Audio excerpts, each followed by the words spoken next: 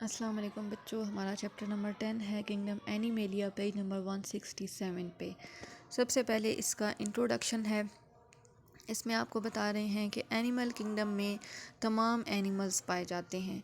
जो name animalia है इसको लैटिन वर्ड से डिराइव किया गया है, जिसमें एनिमा का मतलब होता है ब्रेथ या फिर सोल।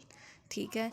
उसके बाद टू किंगडम क्लासिफिकेशन सिस्टम की बात कर रहे हैं कि अगर हम टू किंगडम क्लासिफिकेशन सिस्टम देखें तो उसमें मल्टी सेलुलर एनिमल्स को मेटाजुआ में प्लेस किया गया था to distinguish them from one celled animals. इनको वन सेल्ड एनिमल से डिस्टिंग्विश करने के लिए, जो कि प्रोटोजुआ कहलाता था।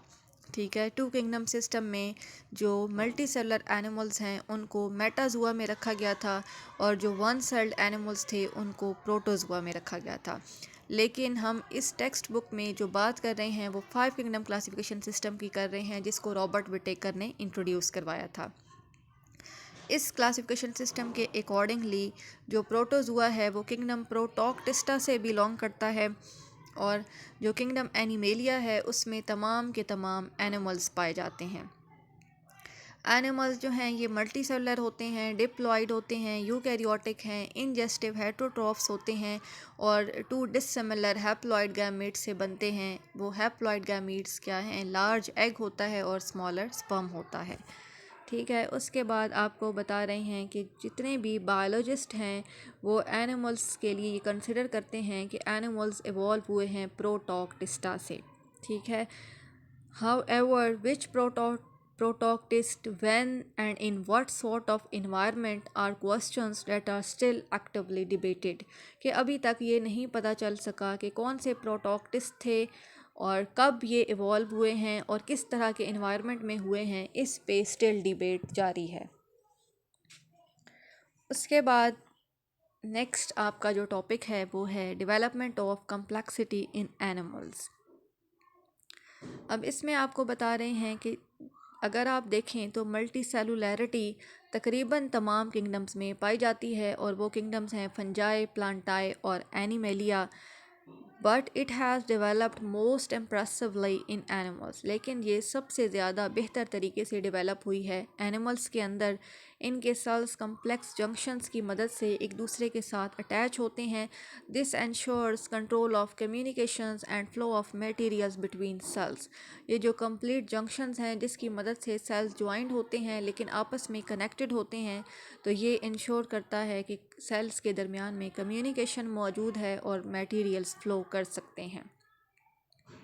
Animals are a diverse group distinct in their form. Animals आपके पास मुख्तलिफ़ ऑर्गेनिज़म्स का ग्रुप है जो कि एक दूसरे से फॉर्म में मुख्तलिफ हो सकते हैं। स्मॉलेस्ट एनिमल्स जो हैं ये माइक्रोस्कोपिक होते हैं, जो कि प्रोटोक्टिस्टा से भी छोटे हैं, और जो बड़े एनिमल्स हैं वो आपको जैसे कि वेल नज़र आती है या सी मैमल्स हैं, तो इस तरह के जो कि फाइलम कॉर्डेटा में रखे गए हैं। अगर आप सिंपलेस्ट एनिमल्स को देखें तो वो उनको हम सब किंगडम पैराजुआ में प्लेस करते हैं और फाइलम पॉरीफेरा है। ठीक है। और इन एनिमल्स के अंदर टिश्यूज़ ऑर्गन्स की फॉर्म में या ऑर्गन सिस्टम्स की फॉर्म में अरेंज नहीं होते, और इनकी जो शेप होती है वो इनडिटर्मिनेट होती है और एसिमेट्रिकल होते हैं। जो सब किंगडम यू मेटाजुआ है उसमें जितने भी बाकी एनिमल्स हैं, जो जितने भी बाकी फाइला से बिलोंग करते हैं, वो सब प्लेस किए जाते हैं। इन एनिमल्स के अंदर टिश्यूज़ ऑर्गन्स और ऑर्गन सिस्टम्स की फॉर्म में ऑर्गेनाइज होते हैं।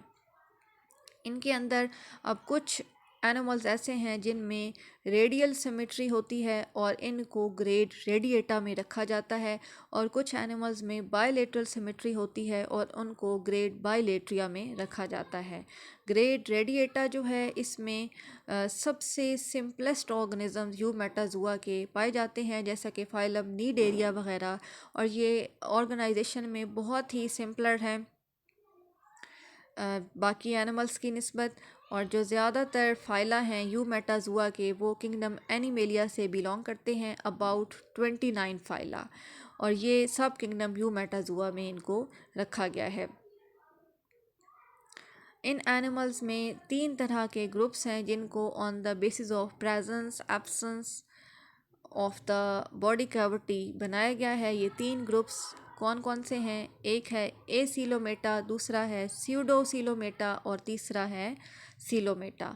अब एसीलोमेटा नाम से ज़ाहिर हो रहा है विदाउट एनी बॉडी कैविटी, ठीक है। जिन एनिमल्स में बॉडी कैविटी नहीं होगी उनको हम एसीलोमेटा कहेंगे।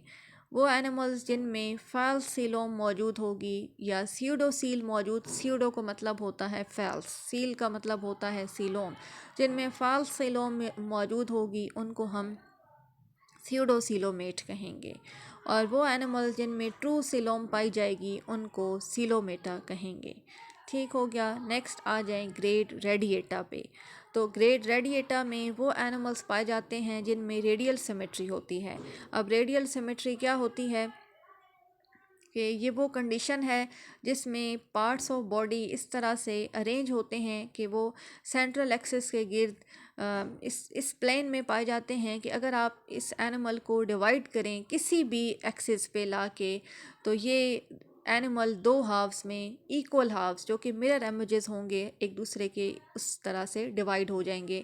और ये एनिमल्स मोस्टली नीड एरिया से बिलोंग करते हैं और ये डिप्लोब्लास्टिक होते हैं। डिप्लोब्लास्टिक का मतलब है जिसमें 2 लेयर्स मौजूद हों, ठीक है। इनकी बॉडी मोस्टली इस तरह से body parts around a central axis इस तरह से अरेंज होते हैं कि कोई भी प्लेन आप किसी भी साइड से लेके आएँ और इस एनिमल को कट करने की कोशिश करें तो वो हर साइड से इक्वल हाफ्स में डिवाइड होगा।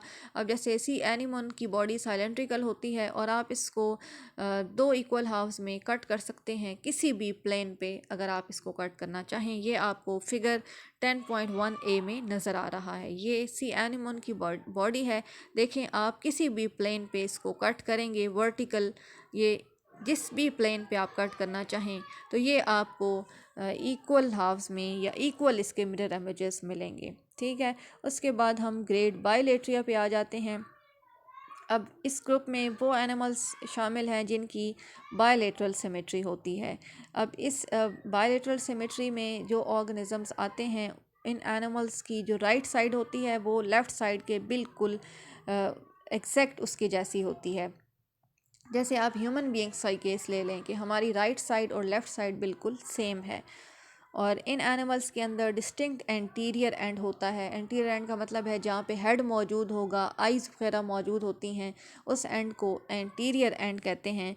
और इनमें एनिमल्स को आप 2 इक्वल हाफ्स में सिर्फ उसी वक्त ही कट कर सकते हैं जब आप इनको सिर्फ एक ही प्लेन पे कोई मतलब प्लेन जो है आप एक ही साइड से गुजारेंगे। जैसा कि ये आपको फिगर 10.1b में नज़र आ रहा है कि आप सिर्फ सेंटर से इनको कट कर सकते हैं।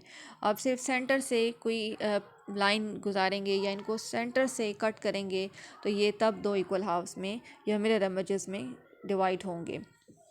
इसमें मोस्टली जो मल्टी सेलुलर एनिमल्स हैं वो क्लियरली इनका हेड डिफरेंशिएट होता है, एंटीरियर एंड पे मौजूद होता है और इनका डिस्टिंक्ट पोस्टीरियर एंड होता है।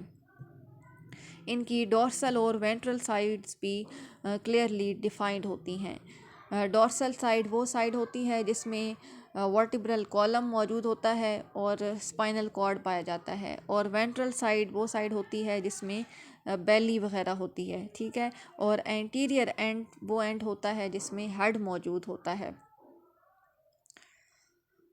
जो animals phylum platyhelminthes, nematoda, annelida, mollusca, arthropoda, echinodermata, hemichordata और कॉर्डेटा से बिलोंग करते हैं उनको ग्रेड बायलेट्रिया में रखा जाता है।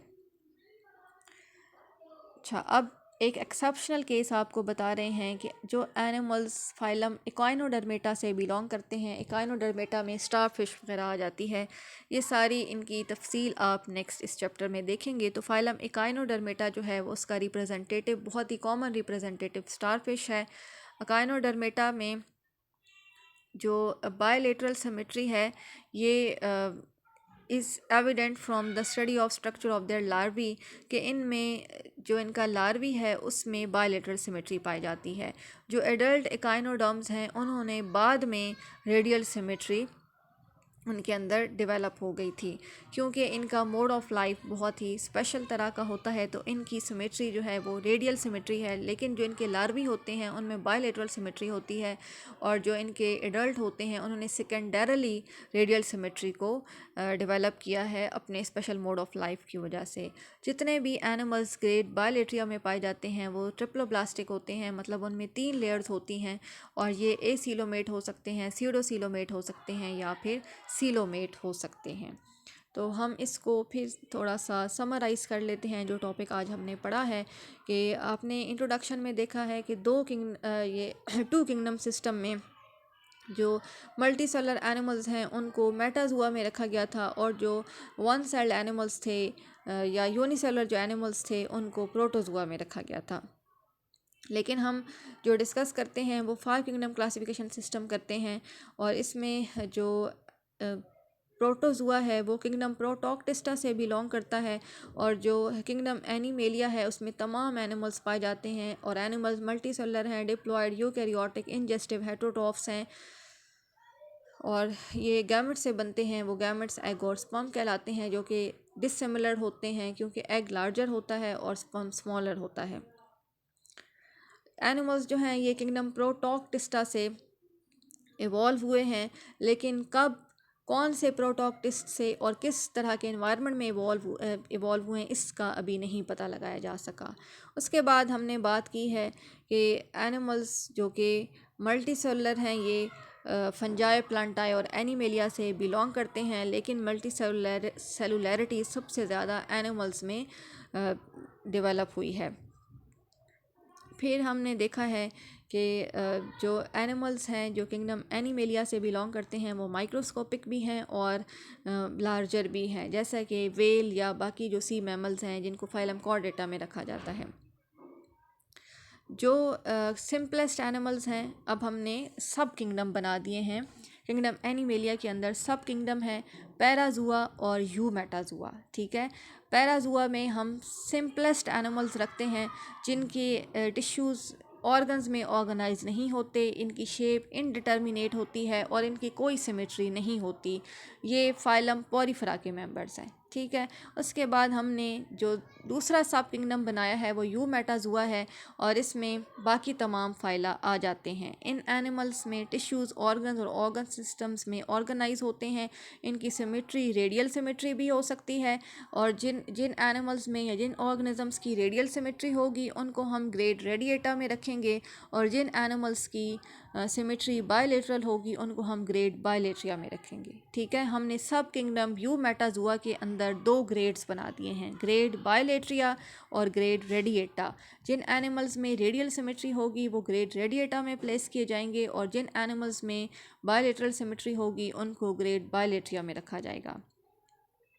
ग्रेड रेडिएटा में सबसे सिंपलेस्ट ऑर्गेनिजम्स आते हैं जो कि फाइलम नीडेरिया से बिलोंग करते हैं।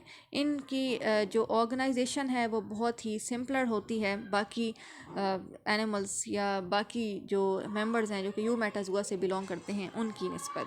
ठीक है, बाकी जो जितने भी फाइला हैं जो कि किंगडम एनिमेलिया के अंदर पाए जाते हैं उन सब को सब किंगडम यूमेटाजुआ में प्लेस किया गया है, और वो उनके अंदर फिर हमने 3 ग्रुप्स बना दिए हैं, एसिलोमेटा, सीडोसिलोमेटा और सिलोमेटा।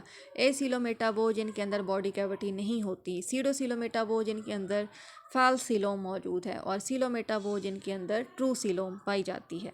ठीक है, और यूमेटाजुआ के अंदर जो दूसरा ग्रुप है वो ग्रेड बायलेट्रिया है, और ग्रेड बायलेट्रिया में वो एनिमल्स पाए जाते हैं जिनकी बायलेटरल सिमेट्री है।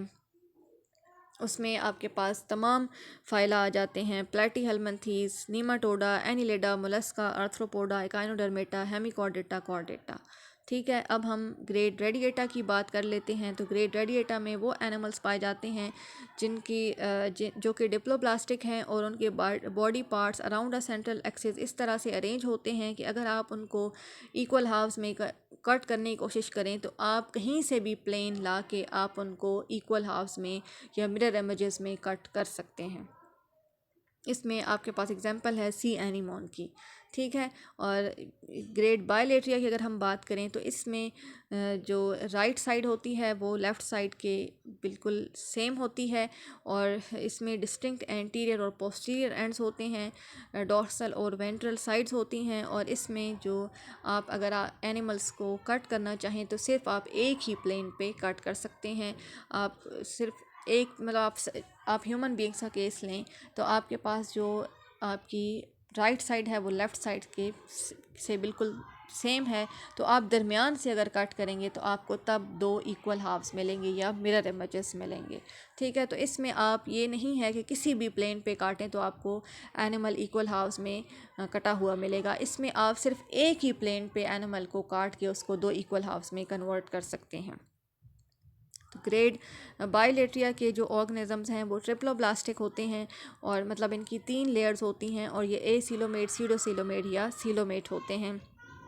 और इसमें platyhelminthes, nematoda, annelida, mollusca, arthropoda, echinodermata, hemichordata और कॉर्डेटा आ जाते हैं। जो मेंबर्स फाइलम इकाइनोडर्मेटा से बिलोंग करते हैं उनके जो लार्वी हैं उनमें बायलेटरल सिमेट्री है, जबकि उनके जो एडल्ट्स हैं उन्होंने सेकेंडरली रेडियल सिमेट्री अपने अंदर डेवलप कर ली है, क्योंकि उनका मोड ऑफ लाइफ इस तरह का है कि उन्हें रेडियल सिमेट्री रिक्वायर्ड होती है। रेडियल सिमेट्री का बेनिफिट ये होता है कि जो सेंस ऑर्गन्स होते हैं वो पूरी बॉडी में स्कैटर्ड होते हैं। जैसे अब अगर आप अपना केस देखिए, मतलब ह्यूमन बीइंग्स का, तो हमारी आई सिर्फ एक साइड पे, हमारी एंटीरियर एंड पे है। अगर हम एक तरफ मतलब आगे देख रहे हैं तो हम पीछे नहीं देख सकते जब तक हम अपना हेड टिल्ट नहीं करेंगे।